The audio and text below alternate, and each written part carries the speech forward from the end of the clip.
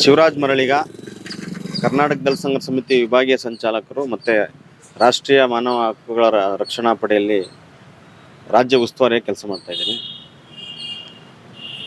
ಇವತ್ತಿನ ವಿಚಾರ ಏನಂದರೆ, ಮದ್ದೂರು ತಾಲೂಕಿನ ಗೆಜ್ಜಲಗೆರೆ ಸಮೀಪ ಇರತಕ್ಕಂಥ KMF ಡೈರಿ ಮುಂಭಾಗ ಆಶ್ರಯ ಬಡಾವಣೆಗೆ ಸರ್ಕಾರ ಜಾಗವನ್ನು ಕೊಟ್ಟಿರ್ತದೆ. 1 ಎಕರೆ 2 ಗುಂಟೆಯನ್ನು 2005-6 ಈ ಪ್ರಕ್ರಿಯೆಗಳೆಲ್ಲ ನಡೆಯುತ್ತವೆ. ಯಾಕಂದರೆ ಅವತ್ತು ಕೂಡ ಒಂದು NHಗೆ ಹೊಂದ್ಕೊಂಡಂತೆ ಸ್ಕೆಚ್ ಕೂಡ ಮಾಡಿದ್ದಾರೆ ರಸ್ತೆಗೆ. ಅದನ್ನು ವೈಲೇಷನ್ ಮಾಡಿದಂಥ ಒಬ್ಬ ಖಾಸಗಿ ಜಮೀನಿನ ಮಾಲೀಕರು ಅಂದಿನಿಂದ ಇಲ್ಲಿಯ ತನಕ ಅಂದರೆ ಸುಮಾರು ಒಂದು 15-20 ವರ್ಷದಿಂದ ಅಲ್ಲಿನ ಪರಿಶಿಷ್ಟರಿಗೆ ತೊಂದರೆ ಕೊಡ್ಕೊಂಡೇ ಬಂದಿರ್ತಾರೆ ಮೂಲಭೂತ ಸೌಕರ್ಯಕ್ಕೆ. ಯಾಕಂದರೆ ಈ ವಿಚಾರವಾಗಿ 2 ಬಾರಿ ಎಲೆಕ್ಷನ್ ಬಾಯ್ಕಟ್ ಮಾಡಿದ್ದಾರೆ. ಬಾಯ್ಕಟ್ ಮಾಡಿದಂಥ ಸನ್ನಿವೇಶದಲ್ಲಿ ತಾಲೂಕು ಆಡಳಿತ, ಜಿಲ್ಲಾಡಳಿತ ಅವ್ರಿಗೆ ಮನವೊಲಿಸಿ ನಾವು ರಸ್ತೆಯನ್ನು ಮಾಡಿಸ್ಕೊಡ್ತೀವಿ, ನಾವು ಏನು ಖಾಸಗಿ ಜಮೀನಿನಲ್ಲಿ ರಸ್ತೆ ಹೋಗಿದ್ರೆ ಅದನ್ನು ಏನು ಮಾಡಬೇಕು, ನಾವು ಸ್ವಾಧೀನ ಪ್ರಕ್ರಿಯೆ ಮಾಡಬೇಕು, ಅದನ್ನು ಮಾಡ್ತೀವಿ ಅಂತಕ್ಕಂಥ ಒಂದು ಕಣ್ಣೊರೆಸೋ ತಂತ್ರವನ್ನು ಕೂಡ ಜಿಲ್ಲಾಡಳಿತ, ತಾಲೂಕು ಆಡಳಿತ ಮಾಡಿ ಅಲ್ಲಿನ ದಲಿತರಿಗೆ ಮೋಸ ಮಾಡಿದೆ. ಇದರ ಹಿನ್ನೆಲೆಯಲ್ಲಿ ಸರಿಸುಮಾರು ಒಂದು 4-5 ಸ್ಕೆಚ್ ಆಗಿದ್ದಾವೆ. 4-5 ಸ್ಕೆಚ್ನಲ್ಲೂ ಕೂಡ ಒಬ್ಬೊಬ್ಬ ಭೂಮಾಪಕ ಬಂದು ಒಬ್ಬೊಬ್ಬ ವಿಭಿನ್ನವಾಗಿ ಮಾಹಿತಿಯನ್ನು ಕೊಟ್ಟು ಹೋಗ್ತಾರೆ, ವರದಿಯನ್ನು. ಇದು ನಾವು ದಡ್ರ ಅಥವಾ ಅವ್ರ ದಡ್ರ ಎಂಬತಕ್ಕಂಥದ್ದು ತಾಲೂಕು ಆಡಳಿತಕ್ಕೆ ಇನ್ನೂ ಮನವರಿಕೆ ಆಗಿಲ್ಲ. ಯಾಕಂದರೆ ಇದೇ ತಿಂಗಳು 13ನೇ ತಾರೀಕು ಚಳುವಳಿ ಕೂತ್ಕೊಂಡಿದ್ದು. ಆ 13ನೇ ತಾರೀಕು ಚಳುವಳಿ ಕೂತ್ಕೊಂಡಿದ್ದಂಥ ಸನ್ನಿವೇಶದಲ್ಲಿ 13ರಿಂದ ಸರಿಸುಮಾರು 24 ತನಕ ಚಳುವಳಿ ಕೂತ್ಕೊಂಡು 24ರಲ್ಲಿ ಚಳುವಳಿಯನ್ನು ತೀರ್ವ ಮಾಡ್ದು. ತಹಸೀಲ್ದಾರನ್ನು ಕಾರನ್ನು ಅಡ್ಡಾಕಿ ಗೆರವು ಮಾಡಬೇಕು ಎಂಬತಕ್ಕಂಥ ಒಂದು ಮುನ್ಸೂಚನೆಯನ್ನು ನಾವು ಕೊಟ್ಟಿದ್ದು.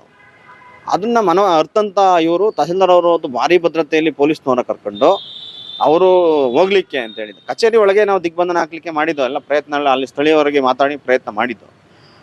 ನಮ್ಮನ್ನ ಎಲ್ಲಿ ದಿಗ್ಬಂಧನ ಆಗ್ತಾರೆ ಎಂಬತಕ್ಕಂಥ ಅರ್ಥಂತ ತಹಸೀಲ್ದಾರ್ ಏನು ಮಾಡಿದ್ರು, ಪೊಲೀಸ್ ಬಿಗಿ ಬಂದೋಬಸ್ತ್ ತಗೊಂಡು ಇಂದಲ ಬಾಗ್ಲಲ್ಲಿ ಹೊರಟೋದ್ರು.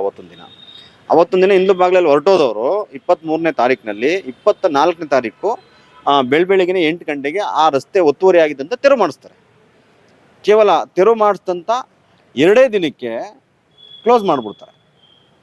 ಕ್ಲೋಸ್ ಮಾಡಿದಾಗ ಹೋಗಿ ಮಾಹಿತಿಯನ್ನು ಎಲ್ಲ ಅಧಿಕಾರಿಗಳಿಗೂ ಹೇಳಿದ್ದೀವಿ, ನೋಡಿ ಇದು ಸೆನ್ಸಿಟಿವ್, ಮೂಲಭೂತ ಸೌಕರ್ಯಕ್ಕೆ ಯಾವುದೇ ದಲಿತರಿಗೆ ತೊಂದರೆ ಕೊಡಬಾರ್ದು ಎಂಬತಕ್ಕಂಥದ್ದು ಸಂವಿಧಾನ ಬಾಹಿರವಾಗಿದೆ, ಸಂವಿಧಾನದ ಹಕ್ಕು ಅದು. ದಯವಿಟ್ಟು ನೀವು ಅದನ್ನು ಹಕ್ಕುಗಳನ್ನ ರಕ್ಷಣೆ ಮಾಡಬೇಕು ಎಂಬತಕ್ಕಂಥ ನಿಟ್ಟಿನಲ್ಲಿ ಅಲ್ಲಿನ ತಹಸೀಲ್ದಾರು, EO, PDO ಅವರ ಗಮನಕ್ಕೆ ತಂದು ಯಾವುದೇ ಪ್ರಯೋಜನ ಆಗಿಲ್ಲ. ಇವು ಕೂಡ ರಸ್ತೆಯನ್ನು ಬಗ್ದಿದ್ದಾರೆ. ಆ ರಸ್ತೆ ಬಗ್ದಿರ್ತಕ್ಕಂಥದ್ದು ಏನು ಸರ್ಕಾರಿ ಕಟ್ಟೆ ಎಂಬತಕ್ಕಂಥ ಒತ್ತುವರಿ ಆಗಿತ್ತು, ಅಲ್ಲಿ ಬಗ್ದಿದ್ದಾರೆ. ಆಯಮ್ಮನ ಜಮೀನಲ್ಲಿ ಬಗ್ದಿಲ್ಲ. ಯಾಕಂದರೆ ತಹಸೀಲ್ದಾರ್ ಮನ್ಸು ಮಾಡಿದ್ರೆ 1 ದಿನಕ್ಕೆ ಗಡಿ ಗುರುತಿಸ್ಬೋದಾಗಿತ್ತು. ಗಡಿ ಗುರುತಿಸಿ ಆಯಮ್ಮನ ಜಮೀನು ಎಲ್ಲಿ ಬರುತ್ತೆ ಅದನ್ನು ನೋಡಿ ನಮಗೆ ರಸ್ತೆಯನ್ನು ಕೊಡ್ಬೋದಾಗಿತ್ತು. ಆದರೆ ಈ ಕೆಲಸವನ್ನು ಮಾಡುವಲ್ಲಿ ತಾಲೂಕು ಆಡಳಿತ ಸಂಪೂರ್ಣವಾಗಿ ವಿಫಲವಾಗಿದೆ. ಯಾಕಂದರೆ ನಾನು ಮಳೆಯಲ್ಲೇ ಕೂಡ ಮಲಗಿದ್ರು ಪ್ರತಿಭಟನಾ ನಿರತರು, ಹಾಗೂ ಕೂಡ ಜಿಲ್ಲಾಧಿಕಾರಿಗಳಿಗೆ, ಮಾನ್ಯ ಶಾಸಕರಿಗೆ, ಇಲ್ಲಿ ಗೆದ್ದಿರ್ತಕ್ಕಂಥ ಅಲ್ಲಿ ಶಾಸಕರಿಗೂ ಕೂಡ ನಾನು ಒಂದು ವಿಡಿಯೋವನ್ನು ಹಾಕಿದ್ದೆ. ನೋಡಿ ಶಾಸಕರೇ, ನೀವು ದಲಿತ ವಿರೋಧ ನೀತಿಯನ್ನು ಅನುಸರಿಸ್ತಾ ಇದ್ದೀರೋ ಅಥವಾ ಎಲ್ಲರಿಗೂ ಒಂದೇ ಆಡಳಿತವನ್ನು ಕೊಡ್ತಾ ಇದ್ದೀರೋ ಎಂಬತಕ್ಕಂಥದ್ದು ನನ್ನ ಪ್ರಶ್ನೆ ಆಗಿತ್ತು.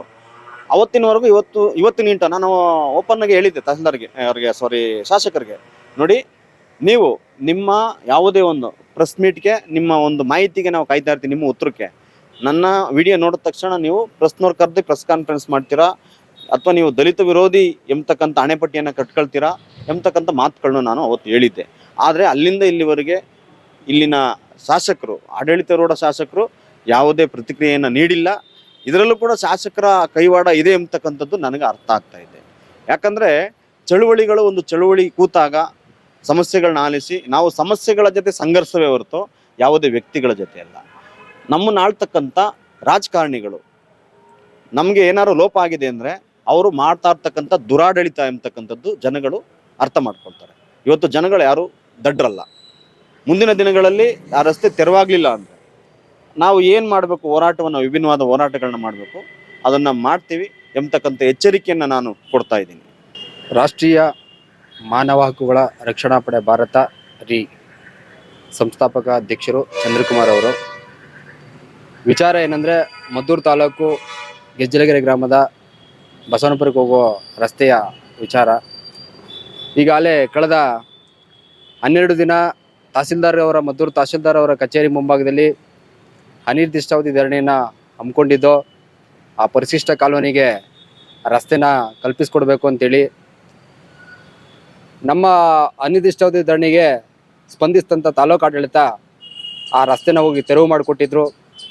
ತೆರವು ಮಾಡಿಕೊಟ್ಟಂಥ 2 ದಿನಕ್ಕೆ ಶುಕ್ರವಾರ ತೆರವು ಮಾಡಿಕೊಡ್ತಾರೆ. ಭಾನುವಾರ ಬೆಳಿಗ್ಗೆ JCPಯಿಂದ ಖಾಸಗಿ ಮಾಲೀಕರಾದ JCPಯನ್ನು ಕರೆತಂದು ಆ ರಸ್ತೆ, ಆ ಜಮೀನು ನಮಗೆ ಬರಬೇಕು ಅಂಥೇಳಿ ಆ ಬಡಾವಣೆಗೆ ಸೇರಿದಂಥ ಜಮೀನೊಳಗೆ ಬಂದು ಆ ಗುಂಡಿನ ತೋಡ್ತಾರೆ.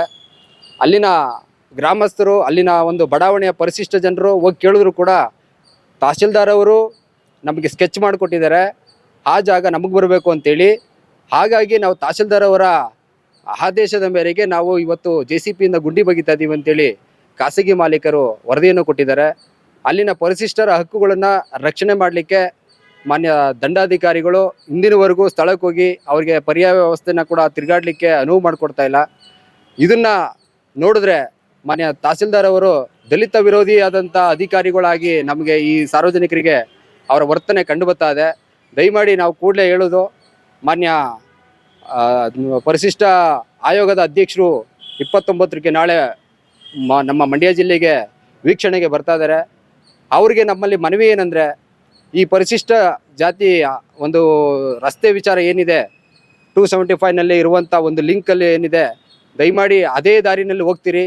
ಆ ದಾರಿನಲ್ಲಿ ಹೋಗ್ಬೇಕಾದ್ರೆ ಫಸ್ಟೇ ಈ ವಿಚಾರವನ್ನಕ್ಕೆ ಒಂದು ಸ್ಥಳದಲ್ಲಿ ನೀವು ವೀಕ್ಷಣೆ ಮಾಡಿ ಆ ಪರಿಶಿಷ್ಟರಿಗೆ ನ್ಯಾಯ ಕೊಡಿಸ್ಬೇಕು ಅಂತ ಹೇಳ್ತಾ ಮಾನ್ಯ ಆಯೋಗದ ಅಧ್ಯಕ್ಷರಿಗೆ ಮನವಿನೂ ಕೂಡ ನಾವು ಮಾಡ್ತಾ ಇದ್ದೀವಿ. ಈ ಕೂಡಲೇ ಆ ಒಂದು ರಸ್ತೆ ಏನು ಇವತ್ತು ಗುಂಡಿಯಿಂದ ತೆಗೆದಿದ್ದಾರೋ ಆ ರಸ್ತೆನ ಕೂಡ ಮುಚ್ಚಬೇಕು, ಆ ಪರಿಶಿಷ್ಟ ಜನರು ಓಡಾಡುವಂತೆ ವ್ಯವಸ್ಥೆನೂ ಕೂಡ ಮಾಡಿಕೊಡ್ಬೇಕು ಅಂತ ಮಾನ್ಯ ಜಿಲ್ಲಾಧಿಕಾರಿಗಳಿಗೆ ಮನವಿನೂ ಕೂಡ ಈಗ ಮಾಡ್ತೀವಿ.